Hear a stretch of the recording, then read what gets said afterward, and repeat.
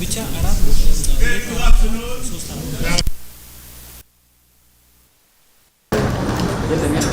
የለም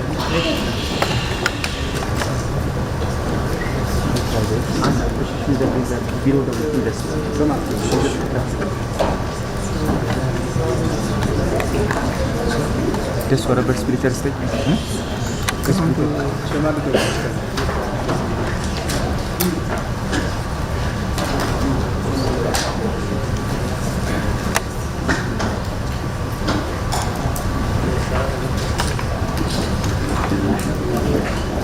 Good afternoon, everyone. Bonjour. Welcome to this press conference.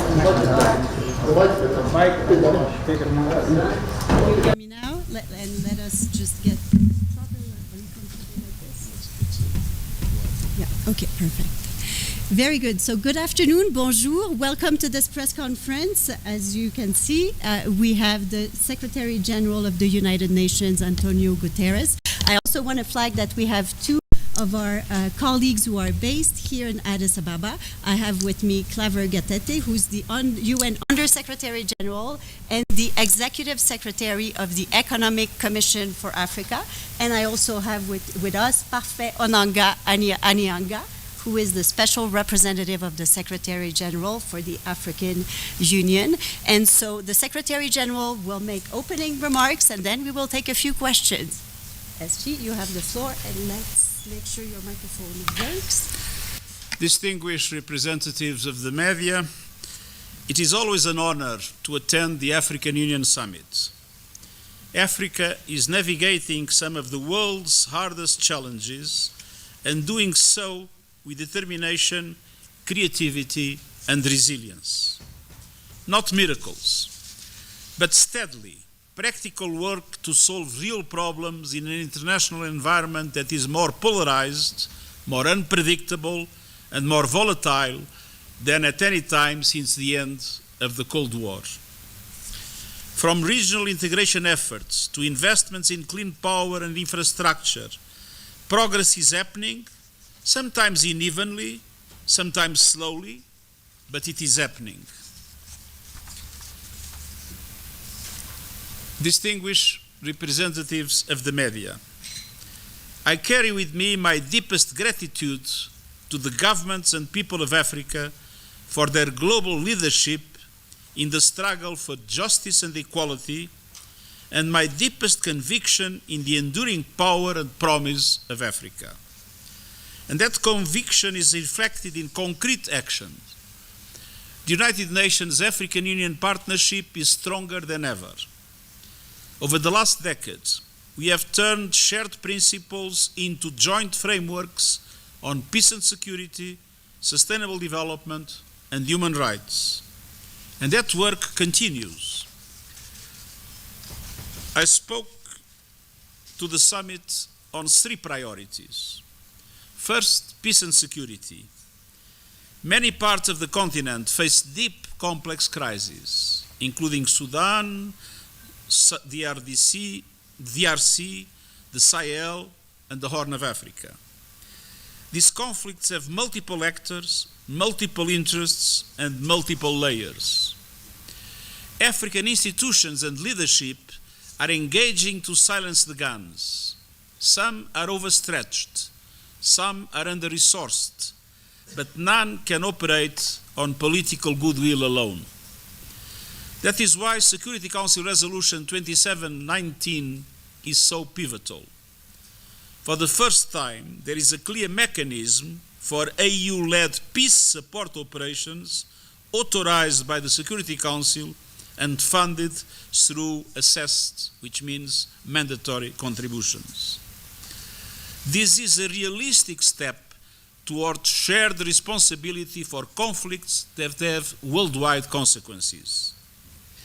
But I must once again express my profound regret that the Security Council failed to achieve consensus on funding through assessed contributions the AU support stabilization mission in Somalia.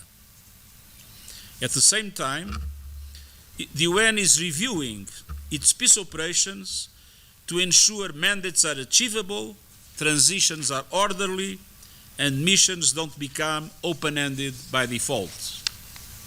And yes, the Security Council must reflect today's world. Many African countries were under colonial rule when the Council was created. Now is the time to strengthen the Security Council for the 21st century. And that means, at long last, 2 permanent African seats in the Security Council, and Africa must be part of global decisions, not just of global consequences. Second, financial justice. Africa is home to some of the world's fastest growing economies and some of the most fiscally constrained. Debt burdens, high borrowing costs, and limited access to long-term finance are blocking progress in education, health systems, and job creation. The international financial architecture was built for a world that no longer exists, and it is failing for many developing economies today. It was created by rich countries to take essentially into account the interests of rich countries. And it is simply unconscionable that, having endured the deep scars and lasting consequences of colonialism, Africa must still contend with an economic and financial system that remains totally unjust. That is why we must ensure that developing countries finally have a real voice and a meaningful participation in the international financial institutions that shape their future. That is why it's essential to triple the lending capacity of multilateral development banks to support developing countries, namely in Africa, and to cut borrowing costs and support countries in debt distress. Third, climate action. The people of Africa did not cause the climate crisis, yet they are paying the highest price through droughts, floods, hunger, and deadly heat. And they are left with far too little support to adapt and make the transition to clean energy. This is climate injustice, plain and simple. Developed countries need to triple adaptation finance, mobilize $1.3 trillion a year by 2035, and surge contributions to the Loss and Damage Fund. With the right support, Africa will become a renewables powerhouse. And Africa's critical minerals and resources will help create new industries and jobs, building value at home, not exporting value away. The plundering and exploitation of Africa's resources must end. Once again, it is an honor to be here, and I thank the leaders and people of Africa for their warm welcome. The United Nations stands with Africa for peace, sustainable development, and climate justice. And allow me to make here, to the distinguished members of the press, the same comment that I made to the plenary. Some people say that this presence is, for me, a farewell. It's not true. First of all, I can guarantee that until the 31st of December, the United Nations will continue to consider Africa its first priority in all its activities. And second, that our partnership with the African Union is the most relevant strategic partnership and will remain so of the UN.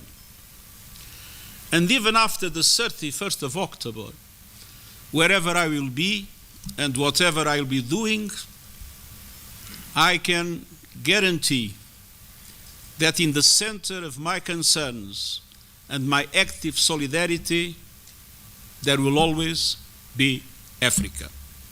Like we say in my language, Africa sempre. Thank you very much. Thank you. With this, we will open for some questions. Let me start with one representative of an Ethiopian media, Ethiopian Herald. Please, you have the floor. Go ahead with your question.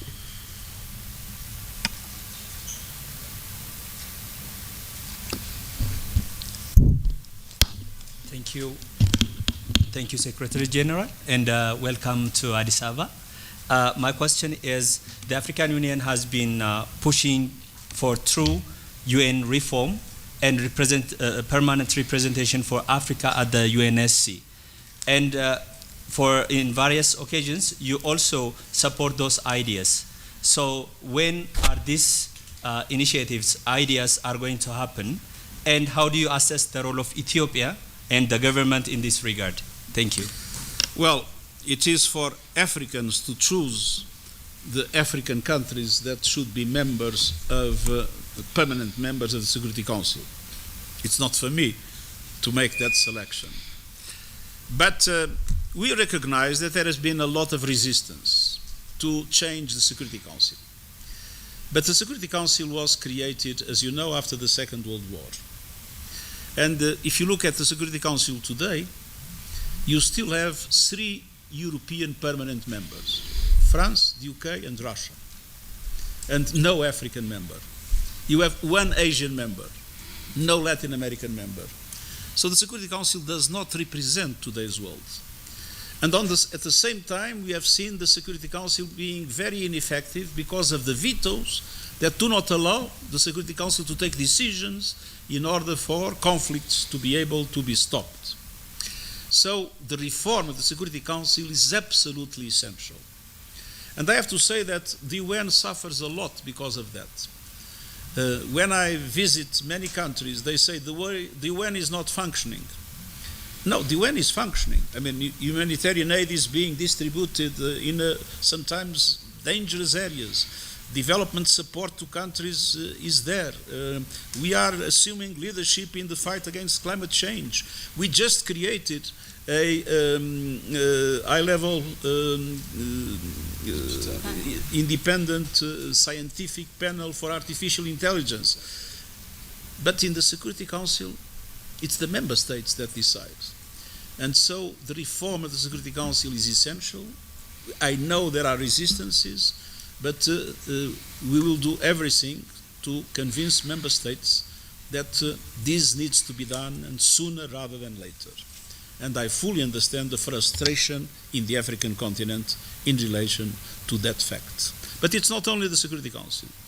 If you look at the Bretton Woods institutions, if you look at many other international financial institutions, developed countries still have a much higher share than what their economies really represent in relation to developing countries, including the African ones. And that also must change.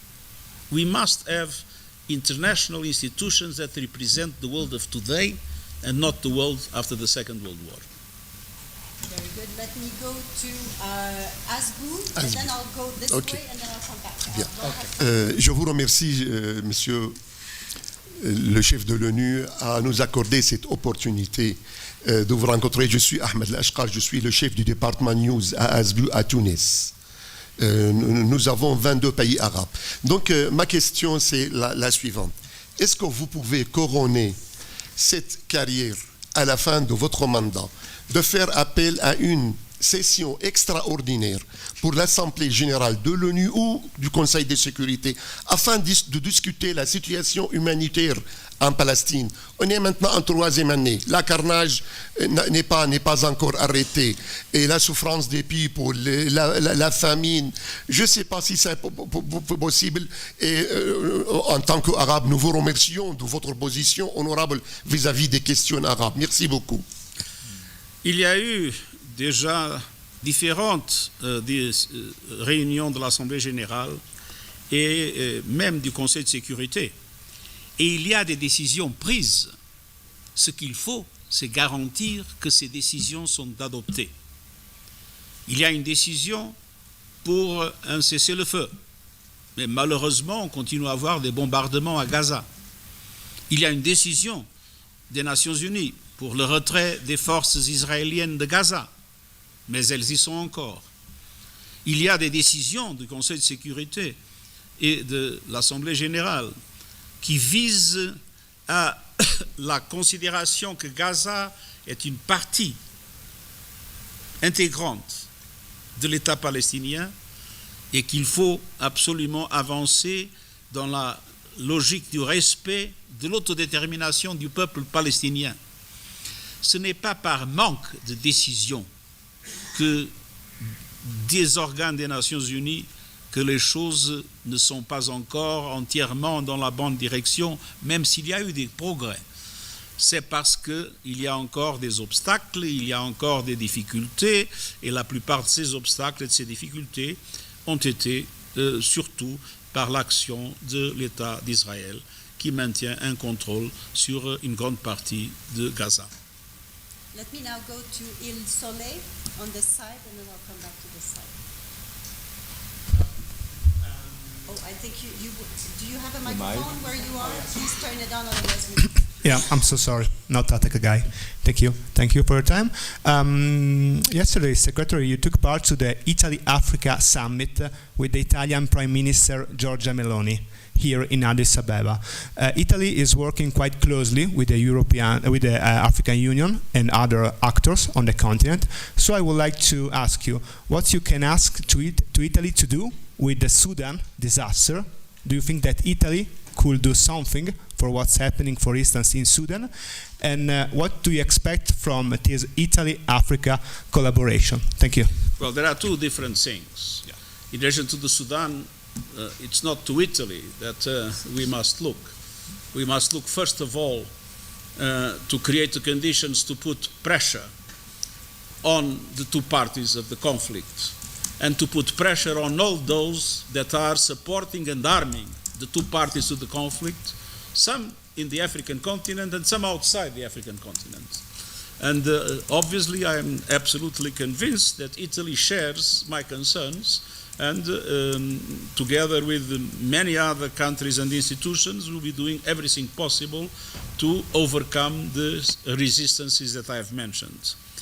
On the other hand, we have seen with a lot of interest the Plan Mattei, and I was very positively impressed by the declaration that was made by Prime Minister Meloni, showing a commitment to have with Africa a relationship based on mutual respect and trust, which is something that sometimes is missing in other circumstances. Let me go now to Ashark News. Go ahead, sir. Thank you. Rapid Support Forces violations in capture of El Fasher in North Darfur amount to war crimes, as UN said yesterday. What are the next steps towards accountability due to the whole situation in Sudan since war erupted, in your opinion? And what is the last update of your efforts to bring peace to this country? Thank you. We have been very actively engaged towards the African Union, together with the African Union, with the Arab League, with the Quad, and with other key actors, in order to put effective pressure for an immediate ceasefire, for access without any restrictions to all areas, and for a Sudanese-led process leading to a new civilian democratic government. And we are in full agreement, all the organizations that I mentioned, in relation to that. The difficulty has been that both sides believe that they can win the war, and at the same time a number of other countries are feeding that war in a way that makes the negotiations for peace much more difficult and the obstacles for peace much more difficult. And I strongly hope that there will be decisions, namely at the level of the Security Council, for true accountability in relation to all the crimes that have been committed until now, and some of them were horrendous. You mentioned El Fasher is probably the most horrendous, but we have seen a carnage in Sudan that is totally intolerable in the 21st century. I can now give a question to CGTN. Yes, please go ahead. Hello, sir. There. First and foremost, I'd like to get your thoughts on the row between Ethiopia and Eritrea. What are your thoughts on that? A little bit closer to the mic so we can hear you better. Sorry. Yeah. So first, I'd like to get your thoughts on that row between Ethiopia and Eritrea. What are your thoughts on how that can be resolved? And also, you mentioned the fact that Africa will remain a priority for the UN, but we have seen major cuts to your budget across several agencies. So, major cuts to your budget across several agencies. So, with most of your operations in Africa, how do you plan to deal with that going forward, with those shortfalls, and still provide that support that Africa needs? Well, Ethiopia and Eritrea are two neighbors and two countries that have had a common past struggle. So my strongly hope is that the two countries will be able to reconcile and will be able to, with that, contribute to the peace and stability in the continent. We were very careful in the budget of the Secretariat to spare the African continent. And this can be confirmed, I believe, by the President of the Economic Commission for Africa and also by Parfait. We were very careful to spare the African continent because it's where the needs are bigger. The drama was the dramatic cuts that humanitarian aid provided by donors have suffered. The biggest cut was, of course, the United States cut when the USAID was extinguished, but there were several other countries, namely in Europe and in other parts of the world, that reduced their contributions to humanitarian aid. And this has created a dramatic situation in many of our operations. And you can't imagine, I was High Commissioner for Refugees, and I've worked for 10 years with the most vulnerable people in the world, and I know how needed it is to provide them effective assistance. And I've seen my colleagues that are today in the High Commissioner for Refugees having to work with half the resources I had at that time, and with more refugees than the ones that I had at that time. So this is something that is extremely, extremely painful for us, to see people suffering and not to have enough resources to respond to their most basic needs. Thank you. We can take, I see we still have, Xinhua, go ahead, and if we have time, RFI, I'll take you. Okay, thank you very much. I'm from China's Xinhua News Agency. So this morning, Chinese President Xi Jinping sent a congratulatory letter to the opening of the AU summit. And in this letter, he mentioned that China has introduced and will implement the zero tariff policy to all African nations that have diplomatic ties with China. So, and this policy will come into force starting from May 1st this year. So my question is, how do you assess the significance of the zero tariff policy towards African nations, and especially in a time characterized by high tariffs? Thank you. I would appeal to all developed countries and to all countries with a large economic potential to take exactly the same measure. Africa needs free trade to its goods, and Africa cannot be penalized being a continent with enormous economic difficulties by trade policies that are restrictive and by tariffs that do not allow African products to be competitive.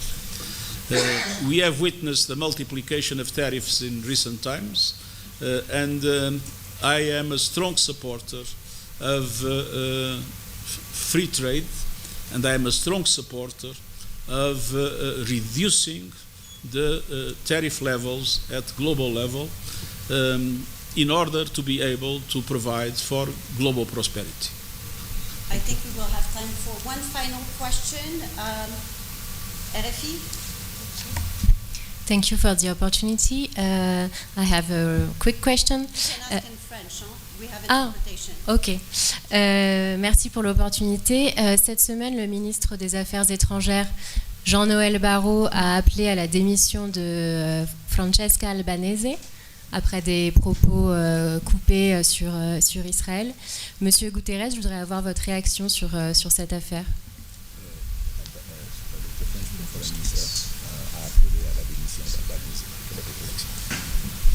Merci.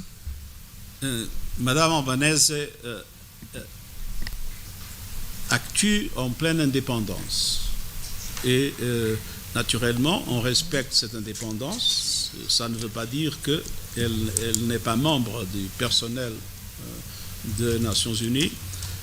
Et naturellement, le gouvernement français est libre d'exprimer les opinions que le gouvernement français a. Thank you very much, everyone. This is all the time we have. Thank you so much for joining us today. Thank you. Thank you. And have a good summit, everyone. Thank you. Merci beaucoup.